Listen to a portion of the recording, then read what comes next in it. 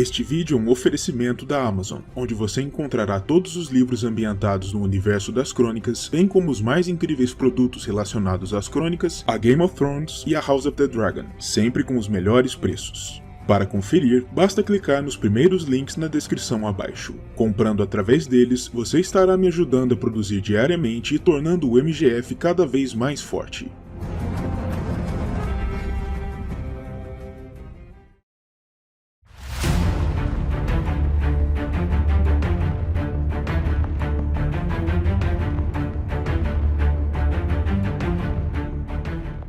Visenya Targaryen nasceu em Pedra do Dragão, a fortaleza de sua casa, no ano 29 antes da conquista, como a primeira dos filhos de Lord Aerion Targaryen, o senhor da Casa dos Dragões, com sua senhora esposa, Lady Valyna Velaryon, de Derivamarca. Ela viria a ganhar outros dois irmãos em tempo, Aegon, o único filho homem do senhor, nascido 2 anos mais tarde, e Rhaenys, a mais jovem de todos os filhos, que veio ao mundo no ano seguinte ao do nascimento de Aegon. Visenya possuía, tal como seus irmãos e pais, os traços característicos de sua herança valeriana: pele clara, cabelos de um tom platinado claro e olhos purpúreos típicos do antigo sangue. Desde tenra idade, ao contrário de sua irmã mais jovem, Visenya se recusou a tomar parte nas atividades consideradas típicas de mulheres, e preferia passar seus dias lado a lado com seu irmão no pátio de treinamento da fortaleza, treinando em armas, em especial no uso da espada, o que fez com que Visenya se tornasse, em tempo, muito habilidosa com essa arma. Tanto ela quanto Rhaenys, seguindo as tradições ancestrais de sua casa e da Cidade Franca de outrora, foram casadas com seu irmão assim que atingiram a idade adequada, e o que se dizia então em Pedra do Dragão era que Visenya fora unida a Aegon pelo dever, enquanto ele tomou Rhaenys também como esposa por desejo, o que dá uma clara demonstração da dinâmica do casamento existente ali. Mas antes mesmo de seu casamento, Visenya já havia se tornado uma senhora de dragão, tendo se ligado a Vhagar, a criatura que nascera a partir de um dos ovos trazidos pelos Targaryen para sua fortaleza insular após sua fuga de Valíria, anos antes da condenação.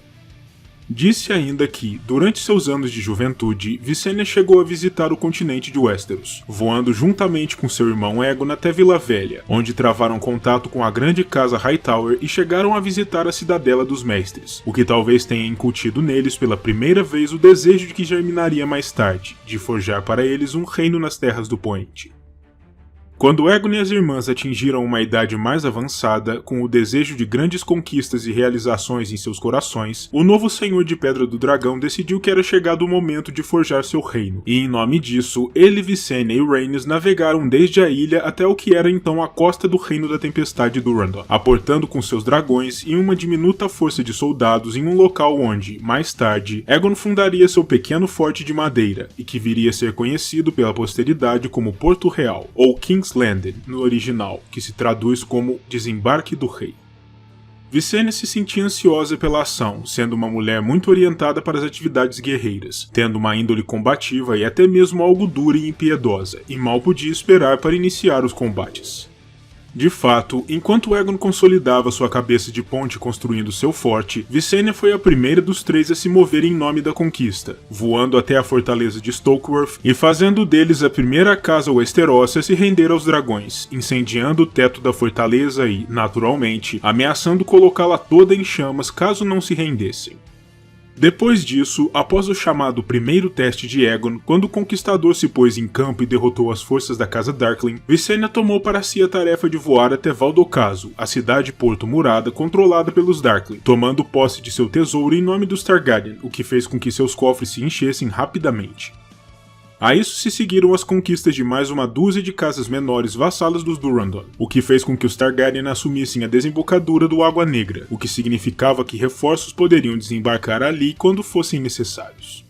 Com isso, Aegon foi coroado como rei pela primeira vez em seu forte de madeira, com Visenya em pessoa posicionando a coroa, um círculo de aço valeriano, sobre sua testa, enquanto Rhaenys o aclamava como rei de toda Westeros e escudo de seu povo, seus primeiros títulos honoríficos como monarca. Após a coroação, Visenya voou com Vhagar e junto às pequena frota Targaryen até o norte, em direção ao Reino das Montanhas e do Vale, e uma vez lá, ela testemunhou a frota dos Arryn mandando ao fundo das águas um terço da frota do dragão, com muitos outros sendo capturados durante a batalha nas águas de Vila Gaivota, e precisou intervir rapidamente, descendo dos céus às pressas com seu dragão, incendiando a frota Arryn e abrindo o caminho para uma invasão de seu território. Contudo, Visenya foi chamada de volta à capital antes de poder avançar sobre o vale, pois Aegon desejava que ela partisse até a Ponta da Garra Rachada, onde os lordes haviam ouvido falar recentemente da horrível morte de Harrenhal, o rei das ilhas e dos rios, queimado com seus descendentes dentro de sua cavernosa Harrenhal, e por isso não se encontravam muito inclinados a resistir. Assim, Visenya tomou a região para os Targaryen sem dificuldades, e todos os lordes lhe fizeram juramentos de lealdade em nome de seu irmão. Visenya aceitou seus juramentos, e daquele dia em diante, os Lordes da Ponta passaram a ser súditos do trono do dragão. Depois disso, Visenya se encontrou aos irmãos, seus dragões e o contingente Targaryen, e todos marcharam em direção ao sul, onde os mais formidáveis opositores aos dragões, os reis Gardener e Lannister, os aguardavam em coalizão, dispostos a lutar até o último homem. Os exércitos se encontraram em algum local não especificado dentro do Reino da Campina, e teve início a Batalha do Campo de Fogo, a única instância na qual todos os 3 dragões Targaryen da Conquista foram libertados sobre o inimigo de uma só vez, incendiando os exércitos da coalizão e queimando as gramíneas secas do campo abaixo, tornando-o em um retrato legítimo e fidedigno dos 7 infernos. Os Targaryen contavam com cerca de 11 mil soldados, contra os mais de 55 mil homens da coalizão, mas isso pouco bem fez aos reis Gardener e Lannister, e de fato, o rei Meryn IX foi a mais importante dentre todas as baixas daquele dia, ardendo junto aos seus parentes e a milhares de seus soldados. O outro rei que comandava a coalizão, Loren I Lannister, foi capaz de escapar, no entanto, até ser capturado pelas forças Targaryen no dia seguinte, quando depôs suas armas e dobrou seu joelho a Aegon, incorporando o Ocidente ao seu novo reino. Ainda assim, de acordo com as lendas que emergiram daqueles tempos, disse que Visenya, ao testemunhar pela primeira vez o rochedo Casterly, a fortaleza sede dos Lannister, rezou uma prece silenciosa de agradecimento aos deuses por Loren ter se decidido a se render, pois transpor as defesas daquela fortaleza seria tremendamente duro e custoso. Ela podia notar apenas pela mera observação de sua fachada, e ela acreditava que o fogo de seus dragões não funcionaria ali como havia funcionado em Harrenhal, com os Lannister permanecendo protegidos do fogo caso permanecessem dentro do rochedo natural. Durante a luta no Campo de Fogo, apesar das leves baixas do lado dos conquistadores, Visenya foi ferida pessoalmente, levando uma flechada no ombro, mas não demorou até que ela se recuperasse e estivesse preparada para voltar à luta. Após a batalha, os irmãos Targaryen partiram caminhos mais uma vez, mas não demorou até que se unissem de novo, na região do Tridente, onde esperaram pela chegada do exército nortenho do rei Torrhen Stark, aguardando e prontos por um novo campo de fogo. Contudo, o nortenho, ao contemplar os dragões de Aegon e das irmãs e ao tomar conhecimento do que acontecera em Harrenhal e no Campo de Fogo, mudou de ideia e dobrou seu joelho aos conquistadores, liberando Visenya para se concentrar em seu assunto inacabado, o Vale de Arryn. Ela logo estava de volta à região, onde descobriu que os Arryn haviam estacionado um poderoso exército no Portão Sangrento, e haviam fortificado as 3 fortalezas intermédias que levavam até o seu ninho da águia, pedra, neve e céu. Mas para Visenya, isso queria dizer pouco e ainda menos.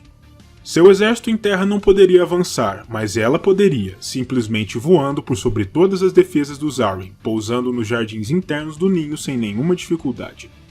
Ali, ela encontrou pela primeira vez o jovem monarca do vale, o pequeno Ronel Arryn, um garoto que não deveria ter mais do que 10 anos então, e que se mostrou absolutamente fascinado com Vhagar, tendo sonhado, como toda criança, em ver um dragão por toda sua vida. Sua mãe, a regente do vale, Lady Shara, estava tão confiante em suas defesas que havia abandonado o ninho e ido para baixo, se juntar às suas forças. Mas vendo Visenya em sua fortaleza no alto da muralha, a mulher retornou às pressas para lá, temendo o pior, mas ao chegar ao ninho, encontrou seu filho feliz e tranquilo, sentado no colo da Targaryen, conversando animadamente com ela. Visenya elogiou o menino perante sua mãe, e Ronel lhe perguntou, animado, se poderia voar nas costas do dragão da recém-chegada, um sonho infantil compreensível. Shara ficou aliviada com o fato de seu filho estar bem, mas não deixou de perceber ali a ameaça subjacente. Uma escolha lhe estava sendo apresentada sutilmente. render o vale e dobrar seu joelho para que Ronel pudesse voar como queria, ou escolher o caminho da resistência e ser completamente aniquilada. Sem ter muita escolha, Lady Shara concordou com os termos da rendição, e Visenya cumpriu sua palavra, levando Ronel para dar algumas voltas pelo céu, montado em Vhagar, para seu absoluto deleite. Depois que pousaram, Shara dobrou seu joelho, e o vale passou a fazer parte formalmente do novo reino Targaryen. Depois disso, toda Westeros foi pacificada e incorporada de forma indiscutível ao novo reino unificado, com a exceção de um local, o Principado de Dorne, no extremo sul, uma porção do continente que deveria ter sido subjugada pela irmã de Aegon e Visenya, Rhaenys, mas onde ela não obtivera sucesso. Por isso, quase de forma ininterrupta, os dragões passaram a se lançar em incursões contra o Principado, igualmente infrutíferas. A Primeira Guerra Dornesa se deu oficialmente entre os anos de 4 e 13 após a conquista, e assistiu a um grande número de combates que iam desde os passos de montanha até a costa em torno da península.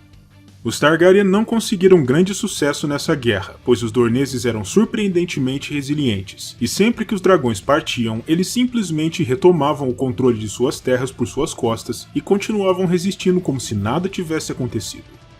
Contudo, a letargia do impasse na guerra foi desmantelada no ano 10º após a conquista, quando Rhaenys e seu dragão, Meraxes, foram alvejados por dardos de uma balista sobre a fortaleza de Toca do Inferno, a sede dos Uller, e foram derrubados dos céus, para o que foi presumivelmente as mortes de ambos. O sofrimento e a cólera de Aegon e Visenya pela morte de sua irmã foram terríveis de se contemplar, e eles juraram fazer com que os dorneses pagassem por aquela afronta com o sangue de suas vidas. Eles liberaram seus dragões por sobre Dorne, incendiando cada aldeia, cada fortaleza, cada castelo e cada cidadezinha-mercado que encontraram pelo menos uma vez, com as notáveis exceções da própria Lança Solar, a sede dos Martell e a Cidade Sombria, um pequeno assentamento rente às suas muralhas, talvez por medo dos Martell conseguirem abater mais uma de suas criaturas com uma de suas balistas infernais, ou talvez como uma estratégia deliberada para jogar os vassalos dos Martell contra eles, quando viam que eles eram os únicos a escapar do inferno de chamas. Os registros da época não são claros a esse respeito. O casal real também pôs um preço sobre as cabeças de cada um dos grandes lordes dorneses, e embora mais de uma dúzia de tais lordes tenham de fato sido assassinados por caçadores de recompensas, apenas 2 deles sobreviveram para coletar seus pagamentos junto a Aegon. Em resposta a isso, de forma retaliatória, os lordes sobreviventes de Dorne também contrataram assassinos de aluguel para dar cabo das vidas dos Targaryen, e em certa feita, Visenya em pessoa foi atacada nas ruas da recém-fundada Porto Real, juntamente com sua escolta, por um grupo de tais assassinos. A rainha, em pessoa, aliás, deu cabo da vida do último de tais aspirantes a matadores, cortando-o com Irmã Negra. Ela também se adiantou por 2 vezes para defender o irmão de tais assassinos, e uma dessas vezes se deu ainda no ano 10º, com Visenya salvando-o pessoalmente dos assassinos. Isso fez com que a rainha, furiosa, desdenhasse os defensores que tinham à sua volta, como se fossem um bando de inúteis, e quando Aegon argumentou que seus guardas eram suficientes para mantê-los a salvo, Visenya a isso respondeu de uma forma bem característica para alguém como ela. Ela desembainhou sua lâmina valeriana e avançou como um raio contra Aegon, cortando um pequeno talho em sua bochecha antes que qualquer um dos guardas bestificados pudessem reagir. Ela então pontificou como eles haviam sido lentos demais para impedi-la, que se ela realmente fosse um assassino que desejasse vê-lo morto, Aegon estaria estirado no chão naquele exato momento. Essa demonstração convenceu o conquistador, e ele autorizou sua irmã e esposa a criar uma nova instituição, estruturada e treinada da maneira como ela visse adequada e que seria responsável pela defesa de ambos e da família real dali em diante. Visenya estruturou sua nova ordem militar inspirada na Patrulha da Noite, a ordem que guardava a muralha, objetando ter homens tão dedicados e comprometidos com a defesa dos Targaryen quanto os Irmãos Negros eram com a defesa dos reinos dos homens. Desse modo, ela determinou que os irmãos de sua nova ordem seriam também celibatários, e não poderiam possuir títulos ou terras, cedendo toda a sua vida à ordem e servindo até suas mortes. Contudo, ao invés de mantos e armaduras negras, Visenya determinou que suas vestes seriam brancas, simbolizando a pureza de sua missão e sua renúncia às cores das casas que deixariam para trás, servindo tão somente à graça real, e foi desse modo que a Guarda Real surgiu nos reinos, com um contingente permanente de 7 cavaleiros, os melhores dos reinos, com Visenya em pessoa escolhendo os 7 primeiros irmãos juramentados, e tendo o competente cavaleiro Sir Corlys Velaryon, um membro da casa de sua mãe, como seu primeiro senhor comandante. No ano 13 após a conquista, a questão com Dorne finalmente se resolveria, no entanto, com a princesa Deria Martell vindo à corte como uma líder da comitiva de paz, trazendo consigo o crânio de Meraxes como um gesto de boa vontade, gesto esse que na realidade desagradou Visenya, mas ainda assim um acordo de paz foi selado. Paralelamente a todos esses acontecimentos, o novo reino precisava ser governado, e a verdade era que Aegon costumava deixar os afazeres do dia a dia da administração real a cargo de Visenya e Rhaenys, enquanto esta ainda estava viva, além de nas mãos de seus conselheiros. Com a morte de Rhaenys, os deveres de Visenya na administração aumentaram ainda mais, mas Aegon não alterou sua política, pois ainda que não sentisse por ela a paixão arrebatadora que havia sentido por Rhaenys, ele confiava plenamente nela e em seu julgamento. Ao mesmo tempo, a notícia da morte da outra rainha do Conquistador havia devastado a já frágil saúde de seu filho, Príncipe Aenys, enquanto Visenya, apesar de mais de uma década de casamento, ainda não havia concebido um filho com Aegon, o que tornava a questão sucessória preocupante, pois muitos duvidavam que o príncipe, naquele estado, estivesse à altura da posição quando a hora chegasse. Algumas pessoas na corte chegaram mesmo a suspeitar que Visenya fosse estéril, e chegaram mesmo a sugerir ao rei que ele deveria tomar uma nova esposa, para reforçar a questão sucessória. Mas mesmo que diversas jovens mulheres adequadas lhe tenham sido apresentadas, Aegon se recusou a emitir qualquer opinião sobre o assunto, empurrando a questão adiante. No ano 11 após a conquista, no entanto, as especulações sobre Visenya caíram por terra, quando ela anunciou aos reinos que esperava um filho do rei. No ano seguinte, ela deu à luz a um menino, que foi nomeado Maegor, em Pedra do Dragão, e ali mesmo ela o criou, dando ao jovem uma educação tão marcial quanto a sua própria, chegando ao ponto de presenteá-lo com sua própria irmã negra, no 13º dia de seu nome, para encorajá-lo ainda mais a se tornar um grande guerreiro que pudesse dar orgulho ao pai e, quem sabe, até mesmo ofuscar o pobre e enfermiço Aenys. No ano 23 após a conquista, a primeira filha do herdeiro real, Princesa Rhaena, nasceu, e Visenya propôs uma união entre seu Maegor e a pequena princesa quando seu filho tinha 12 anos, já pensando que isso colocaria Maegor diretamente na linha sucessória, pois seu nascimento havia lançado dúvidas sobre quem deveria ser o herdeiro de Aenys, ela ou Maegor. Contudo, o irritante Alto Septão protestou perante aquele casamento familiar blasfemo, e ao invés disso sugeriu ao rei que sua própria sobrinha, Lady Cerys Hightower, seria uma melhor escolha para a esposa de Maegor. Enquanto tudo isso ocorria, o relacionamento entre o conquistador e sua esposa sobrevivente, que nunca havia sido caloroso como o que ele cultivara com Rhaenys, se tornou ainda mais distante, mas mesmo assim, ele permanecia confiando no julgamento e nas capacidades de Visenya para o governo, ao ponto de deixar a construção de sua nova fortaleza, a partir do ano 35 após a conquista, a cargo dela. No entanto, em seus registros históricos, Arquimestre Gilden sugeriria mais tarde que o real motivo que levara Aegon a designá-la como líder do projeto fora a deixa para estacioná-la em Porto Real, de forma que Aegon não precisaria aguentar sua presença em Pedra do Dragão. No ano 37 após a conquista, Aegon I faleceu de um ataque do coração, e tanto Visenya quanto seu filho estiveram presentes à cerimônia de cremação de seu corpo, seguindo os costumes da Valíria de outrora, e testemunharam também a coroação de Aenys como primeiro sucessor do dragão. Um dos primeiros atos do novo rei foi, surpreendentemente, conceder a posse de Blackfyre, a espada de seu pai, a Maegor, lhe dizendo que ele sabia que o meio-irmão a honraria e que era mais adequado para brandi-la bem, já que Aenys era bem consciente de que não era nenhum guerreiro. Visenya, que nunca fora uma mulher de grandes escrúpulos, passou a alardear que Aenys não era um governante digno do trono em que se sentava, e que até mesmo ele próprio havia admitido isso, no momento em que cedera Blackfyre a Maegor, como que cedendo sua própria legitimidade para reinar, por não possuir a força para fazê-lo. No ano 39, Maegor chocou a corte e o reino ao seguir os passos do pai, tomando uma nova esposa para si mesmo. Além de Cerys Hightower, ele agora havia desposado Alyce Harroway, a filha do Lorde de Harrenhal. A fé se sentiu ultrajado com aquele segundo matrimônio e, por isso, não foram capazes de encontrar um septão disposto a oficiar o casamento, e sendo assim, foi Visenya em pessoa quem os casou, em uma cerimônia ao estilo valeriano tradicional.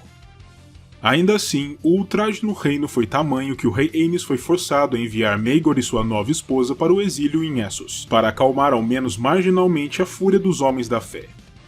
Contudo, já no ano seguinte, o tremendo hipócrita casou seus próprios filhos, Rina e Aegon, uma união igualmente blasfema e inaceitável aos olhos da fé, e uma Visenya desgostosa esteve presente à cerimônia, fervendo de raiva ao ver Aenys declarando seu filho como príncipe de Pedra do Dragão, título honorífico do herdeiro ao trono de Westeros, que até então havia pertencido por direito ao seu próprio filho. A rainha viúva deixou a cerimônia com ruidosos protestos e partiu da corte de volta à fortaleza insular Targaryen, para ficar distante de toda aquela hipocrisia, e se os cantores da época são uma fonte de algum crédito, disse que o humor da rainha era tão sombrio que, ao passar diante da lua sobre os céus da capital, montada em Vhagar, disse que a sombra que projetaram tornou a própria lua vermelha. Não demorou muito até que a fé dos Sete respondesse ao ultrajante casamento dos filhos do rei, e a resposta foi muito mais poderosa e dura do que eles poderiam antecipar, vindo na forma do levante da fé militante, quando ambos os braços armados da religião, os filhos do guerreiro e os pobres irmãos, se levantaram contra o que viam como um governo pecaminoso e indigno. Diante dessa grande sublevação, Aenys se viu forçado a fugir da corte para não ser sumariamente assassinado, e se refugiou em Pedra do Dragão, onde precisou mais uma vez encarar o olhar desaprovador de Visenya.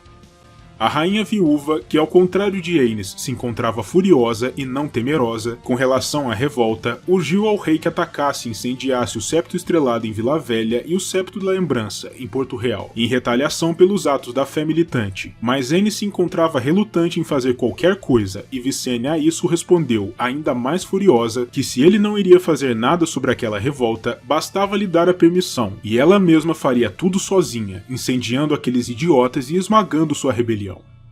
Aenys, no entanto, era um fraco irremediável, e ao invés de dar seu consentimento ao plano de vingança da rainha, simplesmente caiu doente, e recusou sua ideia, por demais letárgico para agir de forma decidida.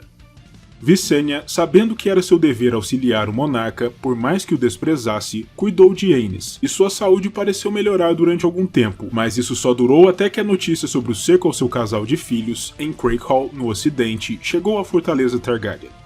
Essa notícia fez Aenys sofrer um colapso, vindo a morrer apenas 3 dias mais tarde. Visenya não se sentia triste com a morte do rei, no entanto, e muito pelo contrário, viu ali uma oportunidade única, com ambos os seus herdeiros sitiados e o trono vago. Tão logo Aenys foi enterrado, Visenya montou em Vhagar e ambos partiram através do Mar Estreito, até a cidade livre de Pentos, onde ela encontraria e traria de volta seu filho Maegor do exílio, pois não haveria um momento melhor do que aquele para tomar o poder. Eles retornaram sem demora a Porto Real, onde Visenya auxiliou o filho na tomada do poder, e desafiou qualquer um que acreditasse que Maegor não tivesse direito àquele lugar, o que resultou em um julgamento de 7, entre Maegor e seus cavaleiros e um grupo de filhos do guerreiro. A luta terminou favorável a Maegor, pois embora tenha sido seriamente ferido, ele acabou sendo o único sobrevivente dentre os 14 combatentes. No ano 42, Visenya voou até a fortaleza de Derivamarca, na ilha de mesmo nome, a sede dos Velaryon, para convencer a rainha viúva Alyssa, filha do Senhor das Marés, a abandonar a fortaleza de seu pai, para onde ela havia fugido após a morte de Aenys, e a retornar à corte, lhe dizendo que ela nada tinha a temer, mas a realidade oculta era que Visenya tensionava simplesmente ter o controle sobre a mulher, sabendo bem que a viúva do antigo rei e a mãe do pretendente Aegon poderia causar sérios problemas para si e para seu filho no trono, caso fosse deixada solta e livre. Na corte de Maegor, dizia-se que a mão do novo rei e seus conselheiros executavam suas vontades, mas não contavam com sua atenção ou respeito, e que ele na realidade era governado por suas 3 rainhas, sua mãe, Visenya, sua segunda noiva Alice Harroway, cuja união nunca havia sido sacramentada pela fé e portanto era vista somente como uma concubina ilegítima, e pela nova noiva que Maegor havia trazido consigo do exílio, Tiana de Pentos, mais conhecida como Tiana da Torre, uma sinistra mulher que tinha a fama de ser uma feiticeira. Quanto a Serys Hightower, Maegor nem sequer lhe dava ouvidos mais, o que a levara a simplesmente retornar à Vila Velha, em uma manobra ultrajada de sua casa, que protestava veementemente contra os outros casamentos do rei, e que contava com o apoio do Alto Septão nesse sentido. Não se sabe se Maegor era de fato tão suscetível assim às vontades das mulheres, mas sabe-se que Visenya veio logo a desprezar Tiana, e uma rivalidade amarga surgiu entre as duas. No ano seguinte, 43 após a conquista, Visenya se pôs a trabalhar no auxílio de seu filho para a consolidação de seu poder na corte. Ela voou com Vhagar por sobre as terras fluviais, incendiando as fortalezas de diversos lordes que haviam se recusado a atender a convocatória real para jurar fidelidade a Maegor, e depois ela e Maegor voaram até Vila Velha, ameaçando incendiar o Septo Estrelado com todos lá dentro, em resposta à condenação do Alto Septão pelos casamentos poligâmicos do rei. No entanto, para alívio do povo da cidade, o desafiador Alto Septão morreu de maneira súbita, talvez assassinado ou de causas naturais, não sabemos ao certo, e logo depois, Lord Martin Hightower, o senhor da cidade, compreendendo bem que não havia nenhum bom motivo para continuar aquele desafio, abriu os portões de Vila Velha ao rei e sua mãe, impedindo assim que a cidade toda ardesse. Visenya, satisfeita, presenciou o momento em que o novo Alto Septão ungiu Maegor como rei de Westeros oficialmente. Naquele mesmo ano, Maegor ainda acertou as contas com seu sobrinho Aegon, na Batalha Abaixo do Olho de Deus, onde o gigantesco e temível Balerion deu cabo com facilidade da vida de Quicksilver, a frágil e jovem montaria do príncipe, atirando a ambos para o chão, em chamas. Maegor já se encontrava irritado com tantos detratores, mas sua mãe, que tinha uma visão política mais aguçada do que a sua, o convenceu a poupar diversos dos rebeldes que haviam se colocado ao lado de Aegon na disputa, para fortalecer sua posição como rei. Após a morte do príncipe, Visenya tomou a rainha viúva Alyssa e seus dois filhos mais jovens, os príncipes Jaehaerys e Alysanne, como seus cativos e os manteve presos e sob guarda em Pedra do Dragão, assegurando-se assim que nenhum deles tentaria continuar a luta que Aegon iniciara. No ano 44 após a conquista, o peso dos acontecimentos, das rebeliões e das maquinações de poder parecia finalmente estar atingindo Visenya, pois apesar de ela ainda ser forte o bastante para montar Vhagar sem dificuldades, ela havia se tornado muito magra e havia adquirido uma expressão de cansaço, com uma compleição que sugeria que a carne havia se derretido no corpo e a pele pendia dos ossos. Não se sabe se a rainha havia padecido de alguma doença debilitante, embora isso pareça ser o caso, ou se aquele processo fora meramente resultado da passagem do tempo, mas é fato que ela não demorou a vir a falecer, aos 73 anos de idade, ainda em 44, enquanto Maegor se encontrava em campanha para subjugar rebeldes no reino, deixando para trás um dos legados mais poderosos e controversos em toda a história de Westeros, e tendo seu nome eternizado na história dos reinos, para o bem e para o mal.